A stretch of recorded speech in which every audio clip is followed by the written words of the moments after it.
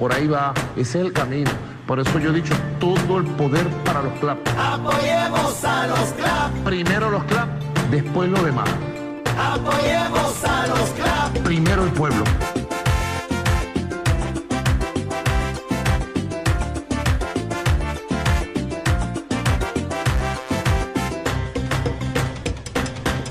El pueblo ya lo comenta, la gente lo dice ya, que para vencer esta guerra, apoyemos a los CLAP. El pueblo ya lo comenta. Buenos días. Yo quería iniciar un poco este aporte que vamos a dar para este gran debate que vamos a iniciar con los comités locales de abastecimiento y producción, con una frase de un bolivariano extraordinario. José Martí decía algo así: a un plan obedece nuestro enemigo, de enconarnos, dispersarnos, dividirnos, ahogarnos. Por eso obedecemos nosotros a otro plan: enseñarnos en toda nuestra altura, apretarnos, juntarnos, burlarlo, hacer por fin a nuestra patria libre. Plan contra plan, termina diciendo José Martí. Bueno, esta frase de José Martí, yo la traigo para iniciar esta conversa con ustedes, donde vamos a compartir, repito, un conjunto de argumentos, porque el plan del enemigo es muy claro. En el año 2023 se van a celebrar 200 años de, digamos, el monroísmo como plan para nuestra región. Y en el año 2021 vamos a celebrar nosotros 200 años de la batalla de Carabobo, ¿verdad? Así que no se trata de llegar al 2021, se trata de pasar por el 2021, celebrar la derrota en el 2023 de la doctrina Monroe y seguir adelante con el proyecto bolivariano, chavista y socialista del siglo XXI, como lo llamó nuestro comandante Chávez y como se conoce hoy en varias partes del mundo, ¿no? Ahora, ese plan del enemigo hay que conocerlo. ¿En qué consiste? ¿Cómo se expresa? ¿Verdad? ¿Y cuál es nuestro plan? ¿Verdad? Por eso, aquello de plan contra plan y lo que dice José Martí. No estamos solos, ¿verdad? Nosotros tenemos un ideal de sociedad, un ideal de humano, de humana, ¿verdad? De vida, y el enemigo tiene, ¿verdad?, su ideal también de lo que deberíamos ser nosotros, de lo que debería ser nuestro territorio y de lo que ellos pudieran hacer con nuestras riquezas. Y entre esos dos planes nosotros hemos estado recorriendo, repito, una historia de más de 200 años de lucha, de resistencia, de victorias y de múltiples batallas, y esta en la que estamos hoy inscritos, bueno, es una más de ellas, porque, como bien lo han enseñado nuestros hermanos de la Fuerza Armada Nacional Bolivariana, el territorio a conquistar en la guerra de cuarta generación es la conciencia.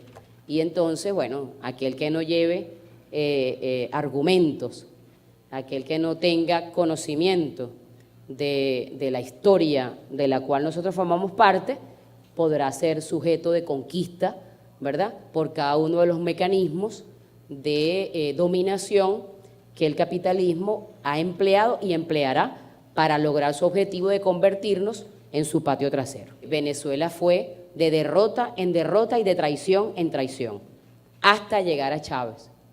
Y siempre recordamos con mucha pasión, con mucho amor, con mucho agradecimiento y con mucho compromiso esa frase del compañero Nicolás Maduro. Él dice que con él se rompió el maleficio y no habrá derrota ni al pueblo, ni al proyecto, ni al comandante Chávez, ni a Simón Bolívar. El compañero Vladimir Lenin decía que el capitalismo no se cae, hay que tumbarlo.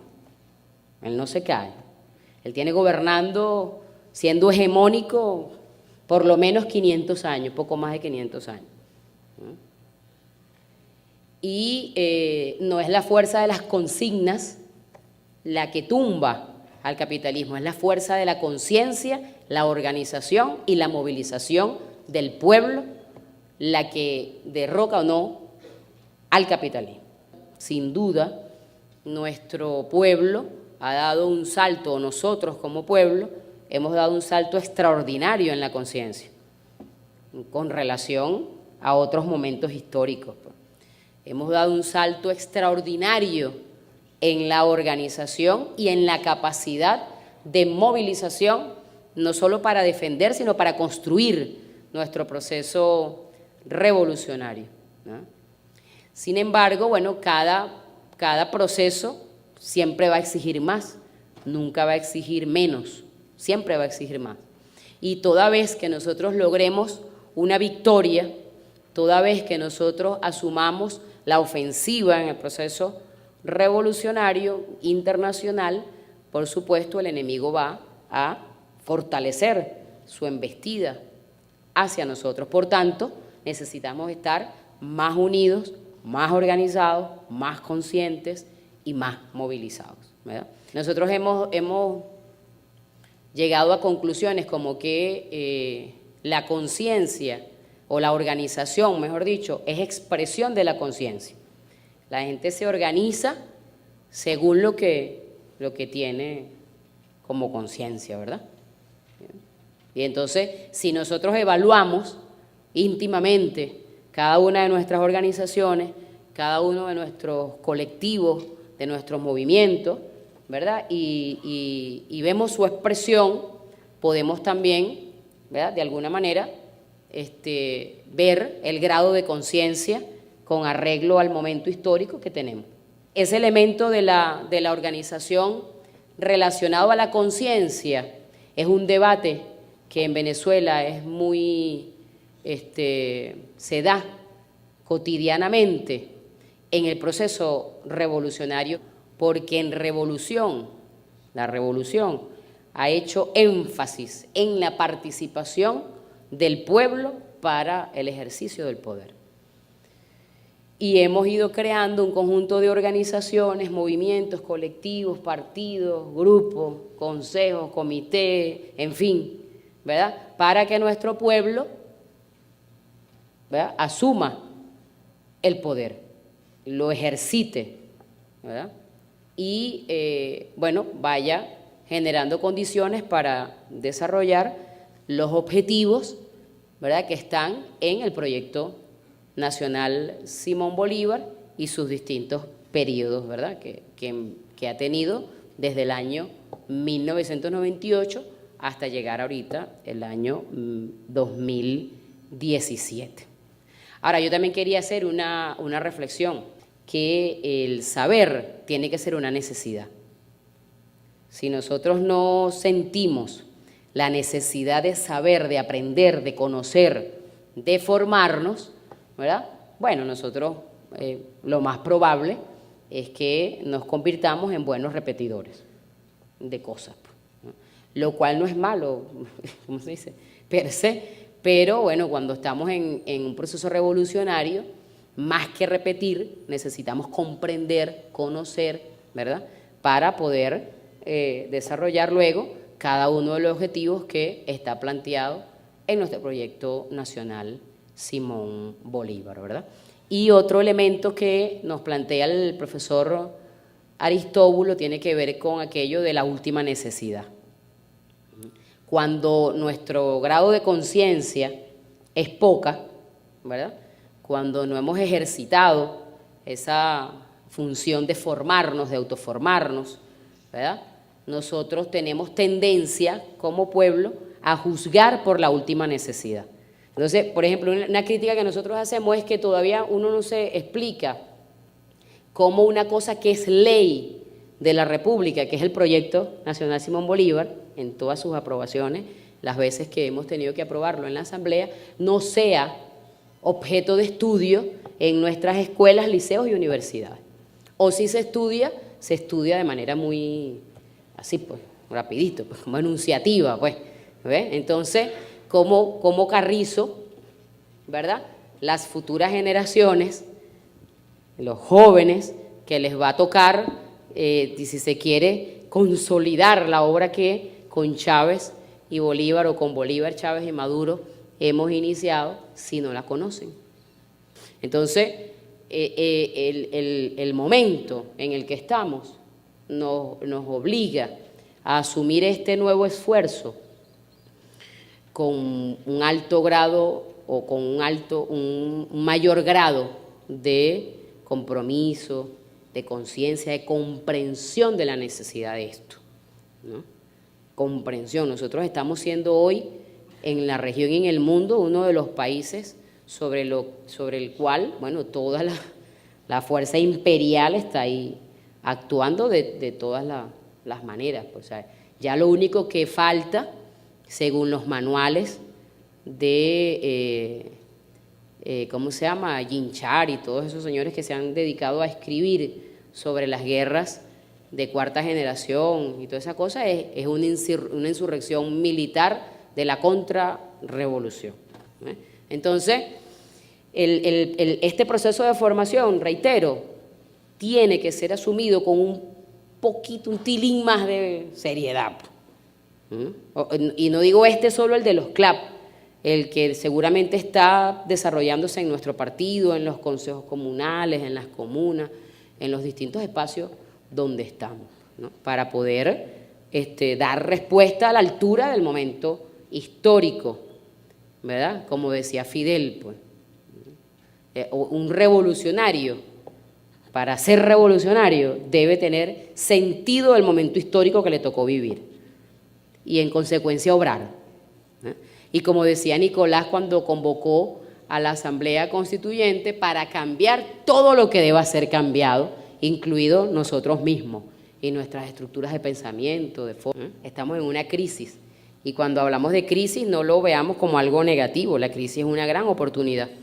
Lo dice Einstein y un conjunto de compañeros y compañeras del pensamiento comparten que las crisis no son una cosa negativa, sino una posibilidad de poder hacer cambios y transformaciones que le den sentido al proyecto que se constituya como el proyecto hegemónico, y nosotros necesitamos, queremos, estamos trabajando por hacer de nuestro proyecto un proyecto hegemónico desde el punto de vista cultural, desde el punto de vista del pensamiento, de la acción, ¿no? Pero para poder construir un modelo económico, dice Chávez en el golpe de timón, primero hay que tener el poder político, ¿eh? Porque la política está por encima de todo eso. Si usted no tiene poder político, es muy difícil, quizás imposible, que usted construya un modelo económico, social, en fin, distinto al que existe, ¿verdad?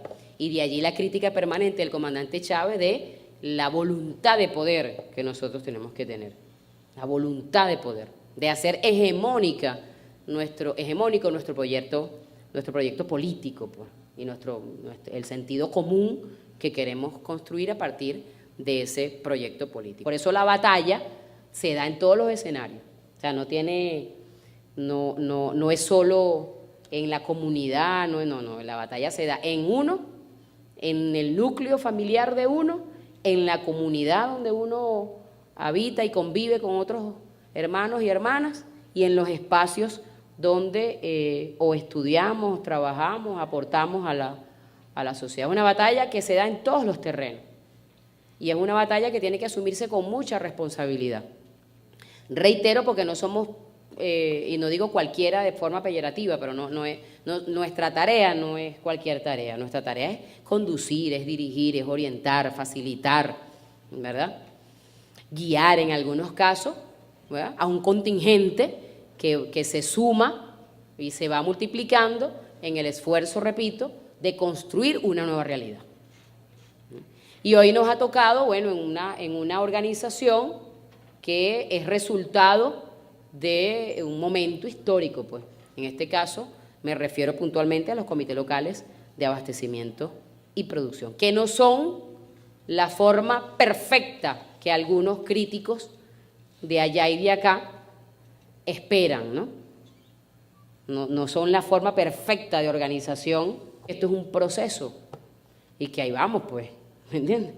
Ahí vamos construyendo formas de organización adecuadas a las circunstancias, a los momentos históricos, a los procesos, y bueno, por supuesto, cada organización irá superando, ¿verdad?, a la anterior por la misma práctica y por la misma naturaleza del momento en el que se ha creado, pues. O sea, el poder popular es un proceso, no es un producto, ¿no? Entonces, yo hacía mención de esto porque, bueno, este proyecto nacional Simón Bolívar y sus distintos capítulos, ¿verdad?, comienzan en este momento, comienzan por otro documento que hay que revisar permanentemente. Es un documento que entiendo fue escrito, me corregirán aquí los más maduros que yo, es un documento escrito por allá en 1996, que es el Libro Azul, donde nuestro líder, el comandante Chávez, ¿verdad?, toma de Rodríguez, de Bolívar y de Zamora elementos fundacionales para lo que va a ser el Proyecto Nacional Simón Bolívar, que ya en el documento del Libro Azul se expresa. O sea, en el Libro Azul ya nuestro comandante Chávez habla del Proyecto Nacional Simón Bolívar. ¿Ves? Sí, las tres raíces. Luego está, ¿verdad?, lo que fue la agenda alternativa bolivariana para Venezuela, ¿verdad?, que es un documento que data del año 1997, se concretó, pues, y es el esfuerzo de nuestro comandante y líder supremo y un conjunto de compañeros y compañeras que, con los que él debatía, discutía, ¿verdad?, sobre, bueno, cuál debía ser el proyecto histórico que nosotros debemos asumir. Esa agenda alternativa bolivariana tenía 8 elementos, o tiene 8 elementos. Cuando el presidente Nicolás Maduro lanza la agenda económica bolivariana, nos manda a leer la agenda alternativa nuevamente. Nos manda a leer la agenda. ¿Por qué? Bueno, miren ustedes, primera línea o una de las primeras líneas de la agenda alternativa, el papel del Estado. El papel que debe jugar el Estado que nosotros vamos a construir en temas que tienen que ver con la propiedad, la promoción de un modelo distinto, no solo de sociedad, sino también económico, y un Estado que regule, que gobierne, ¿verdad?, lo que a él corresponde. Segunda línea de la agenda alternativa bolivariana, la política petrolera, que por supuesto la propuesta que hoy tenemos se distancia de esta en alguna medida, en algunas medidas, no en todas, porque en aquel momento se trataba de, ¿verdad?, tomar, como el mismo comandante Chávez lo refirió, la colina, y que el Estado revolucionario fuera quien decidiera qué debía hacerse con la inversión o con el resultado del negocio petrolero. Antes ocurría que el resultado de ese negocio era disfrutado por, no sé, escasas 100 familias, quizás menos. Una vez que tomamos la colina, esa riqueza, ¿verdad?, comienza a ser distribuida de forma democrática a la familia venezolana en educación, en salud, X, Y, Z. Pero era un objetivo de la agenda alternativa. Pero además usar el petróleo no solo para distribuir su riqueza de forma democrática en nuestro país, sino también como un elemento de internacionalización de la política petrolera y no solo quedarnos en nuestra realidad como país, sino también tratar de influenciar, ¿verdad?, hacia otras regiones y a ampliar el tema del petróleo, ya no solo la extracción de petróleo, sino también a sus derivados y desarrollar técnica y ciencia a partir de eso. Luego está la propiedad y gestión del aparato productivo, la democracia económica, lo llama el comandante Chávez en ese objetivo, la democracia económica, ¿verdad? la gestión del aparato productivo. Y cuántas veces escuchamos al comandante Chávez hablar de que los medios de producción debían estar en manos del pueblo. ¿Quieres acabar con la pobreza? Dale poder a los pobres. ¿Dudó alguna vez el comandante Chávez en invertir grandes cantidades de recursos para que nuestro pueblo organizado transformara la materialidad y en consecuencia o también la espiritualidad en el lugar donde habita? Y nunca dudó Chávez. Luego habla de la educación, la cultura, la ciencia y la tecnología, un proyecto autónomo e independiente. Ahora, tú no puedes ser independiente, ¿verdad?, si la cultura que sigue siendo hegemónica es la cultura capitalista. Tú no puedes ser independiente si la educación responde, ¿verdad?, a el ideal del hegemón capitalista. Tú no puedes ser independiente si no desarrollas la ciencia y la tecnología, ¿verdad?, empleada para el desarrollo de la agricultura, de la industria, en fin, de los motores de la producción, para llamarlos de esa manera. Luego la deuda externa, eso sigue siendo un dolor. Y luego están unos equilibrios que él denominaba como el equilibrio macroeconómico, que deriva de todo el tema de la economía y el petróleo y la industrialización y la internacionalización, y los equilibrios macrosociales que él vinculaba a la satisfacción de las necesidades materiales básicas de nuestro pueblo. Finalmente, bueno, lo que él habla y que ha denominado como un modelo productivo intermedio, la dinamización de la producción, y allí, bueno, todo el empleo de los esfuerzos, no solo para, tener nuevas formas de producción, sino también vincularnos a las formas existentes que pueden sumarse a los objetivos que nosotros queremos. Esa es la primera propuesta. A partir de allí y del libro azul, nosotros vamos a tener un conjunto de documentos que constituyen el Proyecto Nacional Simón Bolívar, pero que cuando usted lee los objetivos históricos, ¿verdad?, es lo mismo con la adecuación al momento, a los logros, al alcance y al desafío que nos hemos planteado. Leo, ni siquiera voy a explicar, simplemente me voy a dedicar a leer. Proyecto Nacional Simón Bolívar, periodo 2001-2007, ¿verdad? Economía productiva, desarrollo económico sectorial, equilibrio social. El primer equilibrio es el económico, el social. Ya teníamos el poder político, equilibrio político, territorial e internacional. Luego está otro logro de este primer momento del Proyecto Nacional Simón Bolívar. Bueno, los consejos comunales surgen en el año 2006, 10 de abril, se promulga la ley y arranca todo un proceso de organización popular y de transferencia de recursos que constituye la democracia económica al pueblo organizado para gobernar en sus territorios. El artículo 2 de la ley de los consejos comunales dice que el consejo comunal es para la concreción del Proyecto Nacional Simón Bolívar. En el ámbito internacional se abrió el camino para la constitución, creación y fortalecimiento de instancias internacionales distintas a las creadas. Por ejemplo, el ALBA, por ejemplo, UNASUR, por ejemplo, el Caribe, el CARICOM, todas estas cosas por ejemplo, hoy la CELAC,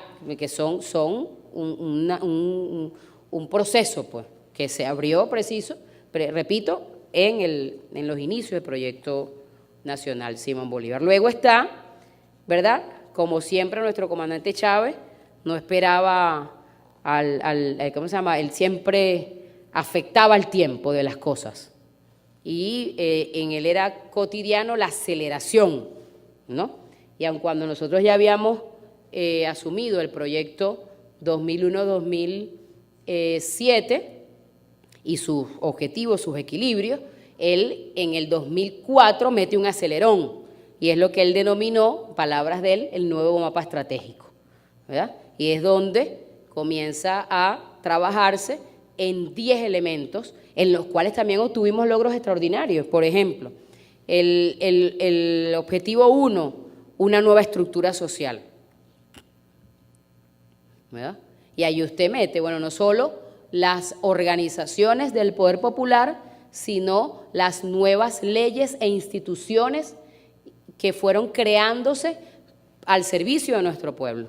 El Estado que hoy tenemos, con todas sus rezagos y sus cosas, actúa como cuerpo a favor del sujeto social pueblo venezolano. El objetivo 2, bueno, la estrategia comunicacional. Eso sigue siendo para nosotros un gran desafío, porque cuando damos un pasito, el enemigo da 1000. Ahí está nuestro presidente con una consigna que hay que hacerla cuerpo y acción. Él dice, que hablen las redes, los medios, las paredes y las calles. Pero sin embargo, bueno, el tema comunicacional, ¿verdad? Nosotros no podemos decir que en eso no hemos avanzado nada. Nosotros tenemos medios escritos, hemos recuperado emisoras de radio o espacios radioeléctricos, hemos creado algunas televisoras y tenemos pues un conjunto de instrumentos que antes no teníamos, que nos sirven para el gran debate ese que tenemos que dar, pues. El modelo democrático, el fortalecimiento, ya hemos hablado de eso, la institucionalidad del Estado, la lucha contra la corrupción. Luego está todo el tema electoral. Este es un tema complejo porque hoy nosotros somos un padrón electoral de 19 millones de venezolanos pueden elegir, y por eso Chávez decía, nosotros no podemos ser solo, ¿verdad? Trabajar solo cuando hay elección, tenemos que trabajar todos los días por mantener y ampliar la mayoría que somos y debemos ser. Y eso es una tarea. Luego está todo el tema económico, el tema territorial, la estrategia militar, bueno, lo que debe ser la nueva estrategia de defensa integral de la patria, su equipamiento, su adiestramiento, su organización, su despliegue territorial, su capacidad técnica y científica, el desarrollo, ¿verdad? Y además, oye, le pone el apellido, que fue lo mejor, pues una fuerza armada antiimperialista, profundamente bolivariana, y bueno, hoy lo decimos sin ningún problema, chavista. Esa es la fuerza. Y ahí está. Es un logro del Proyecto Nacional Simón Bolívar. Luego está el proyecto 2007-2013, ¿verdad? Que no es distinto a lo anterior.